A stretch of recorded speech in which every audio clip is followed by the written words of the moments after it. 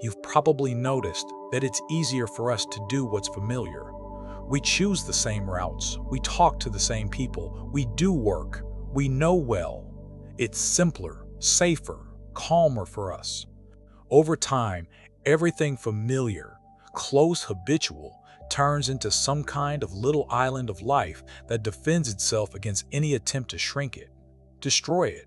But at the same time, there's this parallel drive to expand it and enlarge it. This island is called the comfort zone, a space where we feel good, where the conditions of life are familiar. The situations around us are understandable faces, are familiar. Events are known. Evaluations are easy choices, decisions, and so on. In one word, it's an environment, a place, or a situation that doesn't challenge us, lets us feel confident and calm. In the comfort zone, you don't need to prove anything to anyone, push yourself to super efforts, or compete. After 30, because of biological reasons, the walls around the comfort zone begin to get thicker every year, the roof protecting us as much as possible from everything new and unknown, and stability and safety become priority number one. But at the same time, this very zone turns out to be a space where there is, and I mean completely, no development at all. The term comfort zone came from research into behavior, and today it's actively used in psychology and personal growth because growth, individual development, is linked specifically to stepping beyond its borders, and that brings worry, anxiety, and even stress. Why? Simply because our brain wants to save energy and avoid risks. From a biological point of view, familiar actions require fewer resources, while the new is a potential threat. That's exactly why our brain chooses familiar, tested scenarios. There's also a social aspect to this. From childhood, we're taught certain norms, boundaries, and expectations, and often we don't even realize that they limit us. As neuropsychologist Rickson said, the brain is like Velcro for negative experience and Teflon for positive. It's easier for us to get stuck in what's habitual than to move forward. Modern research in neurobiology confirms that the comfort zone is connected to dopamine. When we stay in familiar conditions, the level of dopamine, the pleasure hormone, is stable, and when we step beyond the familiar, a stress reaction may appear.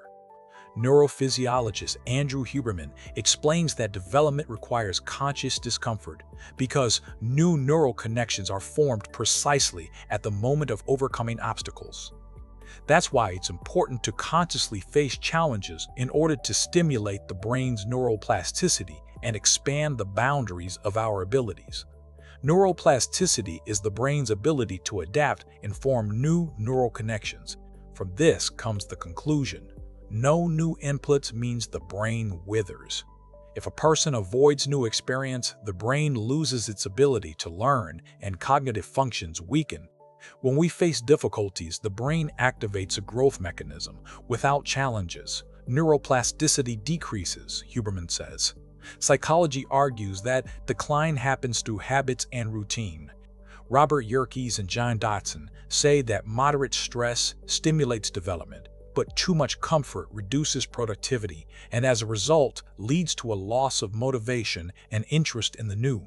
Habitual thinking that lowers our critical perception of the world, and emotional inertia, and a lack of striving for self-realization. The brain develops only if it faces challenges.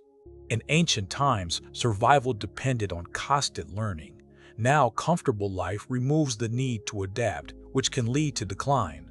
Sociologists look at the comfort zone as the result of social adaptation under social institutions. For example, in societies with high social stability, people leave the comfort zone less often because the system provides them with basic security. The French sociologist Pierre Bourdieu said that a person's habits and attitudes are formed under the influence of their social capital. This means that our comfort zone depends not only on personal choice, but also on the environment we live in. How does the comfort zone show itself? It exists in every area of our lives. At work, we're afraid to change professions. We don't try new projects in relationships. We stay with people who aren't right for us just because we're afraid of loneliness in physical development. We're too lazy to start training and so on. Bourdieu explained that society creates habitus, that is, a set of habits that limit us. People get used to a certain status and stop striving for better. Stability makes a person dependent on the system, and it's fear of change that leads to conformism. In the year YWW Bach, John H. Calhoun carried out the famous social experiment called Universe 25. In it, he studied the influence of ideal conditions on a mouse population. The essence of the experiment was this. Calhoun created paradise for mice. Unlimited food and water, no predators, no diseases, comfortable housing. At first, the population grew rapidly, but after reaching a maximum density of about 200 individuals, problems began. Apathy. The mice stopped interacting and reproducing aggression, bursts of violence, and chaotic attacks. Beautiful male mice stopped taking part in the life of society and only preening themselves. Single mothers, that is females, abandoned their offspring. Care for the young decreased, and in the end, the population grew and then completely died out. Despite ideal conditions, Calhoun called this effect behavioral sink. The experiment is often cited as a warning about the impact of excessive comfort on humanity. Based on all that has been said, we can notice that when talking about the comfort zone, a priori, we mean the body and the personality. Pleasure is safe for the body. Positive emotions and status recognition for the self. As the center of personality dictate norms and conditions in accordance with the habitat and the individual picture of the world. A separate video was about that. The dead end and madness are that it's impossible to achieve ideal comfort. Dissatisfaction will always haunt you like a shadow.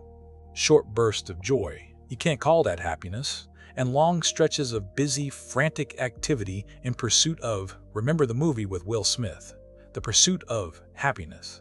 A good movie. You can look at it from different sides, including from the position of the subject. It's good not where we are not me, or when I don't have something, but where I am. These are the only and sufficient conditions. I am not as a body or as a personality, but as the non-identical, which is completely conditioned by them.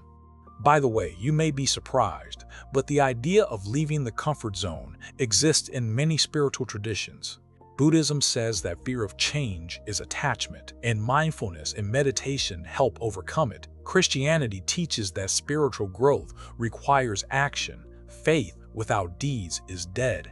Islam reminds us that trials are important for development. Indeed, with hardship comes ease, it says in Surah Al-Da. Sikhism teaches adaptation and moving with the flow of life. Hinduism speaks of dharma, our purpose, which requires overcoming fears. So is the comfort zone bad or good? In fact, it's both. The advantages give a sense of safety, reduce stress, create stability in life, but there are also disadvantages. It limits development, leads to stagnation and a loss of flexibility in thinking, and can strip away motivation. As Carl Rogers said, the only person who behaves reasonably is my tailor. He takes my measurements anew every time, while everyone else keeps using old standards, hoping I'm still the same as I was. The conclusion, the comfort zone, is not always evil, but if a person gets stuck in it without development, they lose mental flexibility, motivation, and the ability to adapt. The main thing is not to let the familiar become a prison. Balance between stability and new challenges is the key to progress. How do you get out of the comfort zone when you realize it's becoming a limiting factor for you? Understand your fears. Realize what exactly is holding you back. Take small steps. You don't have to change your whole life at once. You can start with small changes. Look for support in an environment that inspires you, meaning makes the process easier, and learn from experience, analyze successes and failures, and keep moving forward. As Einstein said, insanity is doing the same thing over and over again and expecting different results. I'd add, it's insanity to live as a personality and try to achieve happiness that's right here and now. You only need to discover the subject in yourself. There's also a video about that too. And to finish, I suggest a list of films that inspire change and show that stepping out of the comfort zone is an opportunity not only for growth, but also for finding your own subjectivity.